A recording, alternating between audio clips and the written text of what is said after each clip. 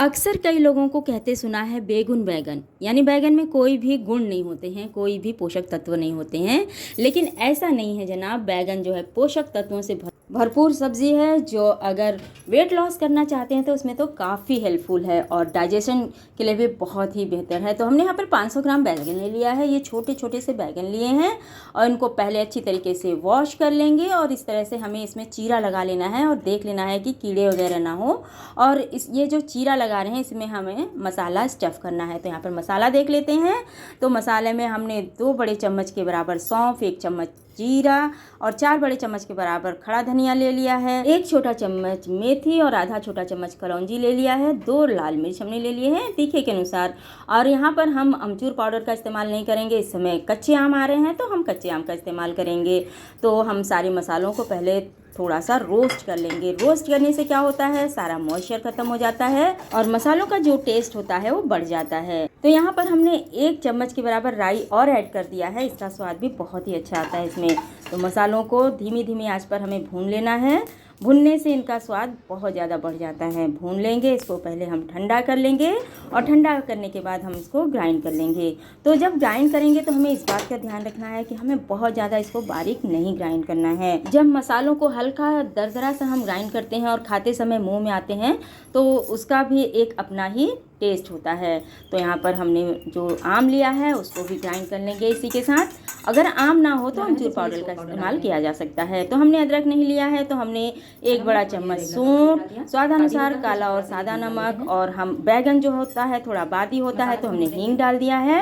और हमारे मसालों में एक बढ़िया सी बाइंडिंग आ जाए तो यहाँ पर 2 बड़े चम्मच के बराबर हमने सरसों के तेल का इस्तेमाल किया है। इससे क्या होता है, जब मसालों में बाइंडिंग अच्छी से आ जाती है तो इसको जब हम स्टफ़ करते हैं बैगन में तो इधर उधर ज़्यादा बिखरते नहीं हैं। तो इस तरह से हमारे सारे मसाले बन करके तैयार हो गए हैं। बैगन को हमने काट कर रख लिया है। तो बस अब हम फटाफट से इसको बैगन में स्टफ़ कर लेते हैं इन मसालों को।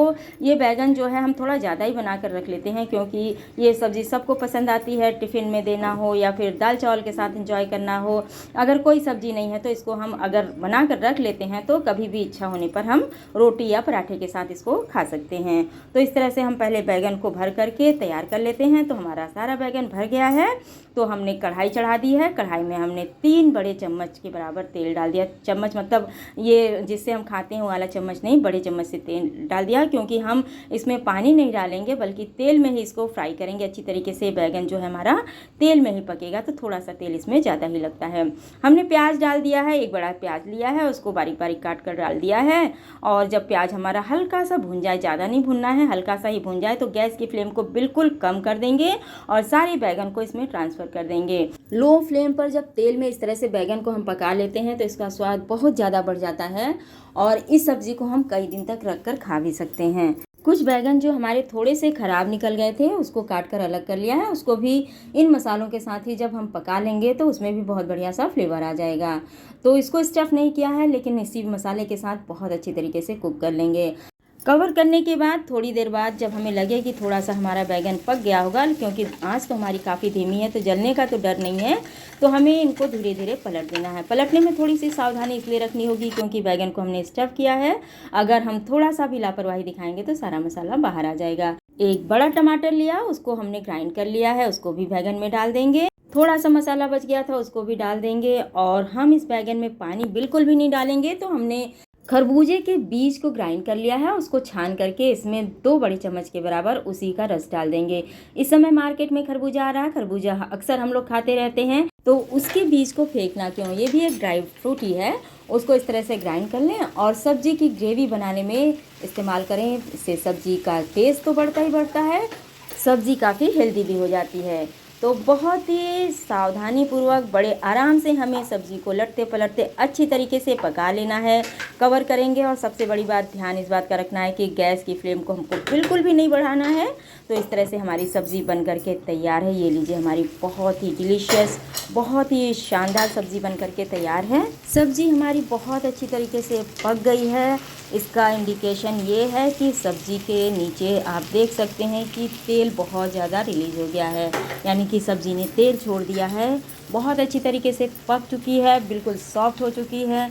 तो जिसको बेगुन बैगन कहा जाता है ना, ये बहुत ही हेल्दी और बहुत ही शानदार सब्ज़ी है। इसमें बहुत सारे पौष्टिक तत्व होते हैं। तो इस मिथ से बाहर निकलें और एक बार इसको इस तरह से बना कर देखें। बैगन हमारे हार्ट के लिए भी काफ़ी अच्छा होता है और ये शुगर को भी कंट्रोल करने में काफ़ी हेल्पफुल होता है। तो कम कैलोरी और हाई फाइबर और एंटीऑक्सीडेंट से भरपूर इस सब्ज़ी को एक बार बनाकर कई बार इंजॉय कर सकते हैं। पूरी, पराठे, रोटी के साथ ये बहुत अच्छा जाता है और दाल चावल के साथ भी इसके मज़े लिए जा सकते हैं। खासकर अगर इसको बनाकर रख लें तो टिफ़िन के लिए एक आइडियल सब्ज़ी है। बहुत आसानी से इसको हम कैरी कर सकते हैं और इस तरह से बनाकर देंगे तो बच्चों को भी ये पसंद आएगा। हरे धनिये से इसको गार्निश कर दिया है तो इसको किसी भी खाने के साथ एंजॉय कर सकते हैं। बैगन की सबसे बड़ी विशेषता ये है कि ये एक सदाबहार सब्ज़ी है, यानी हर मौसम में हमें इजीली अवेलेबल हो जाती है। तो अगर कोई सब्ज़ी ना समझ में आ रही हो तो इस बैगन को इस तरह से ट्राई कर सकते हैं। खाने में बहुत ही मज़ेदार होती है और एक बार बना लिया तो हम इसको कई बार एंजॉय कर सकते हैं। तो एक बार इसको बनाएं, खाएं, खिलाएं। चैनल पर नए हों तो सब्सक्राइब कर लें। अगर जरा भी पसंद आए तो लाइक शेयर करना बिल्कुल भी ना भूलें। रिसर्च बताते हैं कि बैगन में मैग्नीशियम और पोटेशियम की काफ़ी अच्छी मात्रा पाई जाती है, जो हमारी हड्डियों को भी मजबूत बनाने में हेल्पफुल है। तो अगर हमें शारीरिक रूप से स्वस्थ रहना है या फिर मानसिक रूप से स्वस्थ रहना है तो बैगन हमें अपने डाइट में शामिल करना चाहिए। क्योंकि अक्सर लोगों को बैगन से दूरी बनाते ही देखा है, लेकिन एक बार इस तरह से बैगन को बनाकर देखें, सभी इसके दीवाने हो जाएंगे।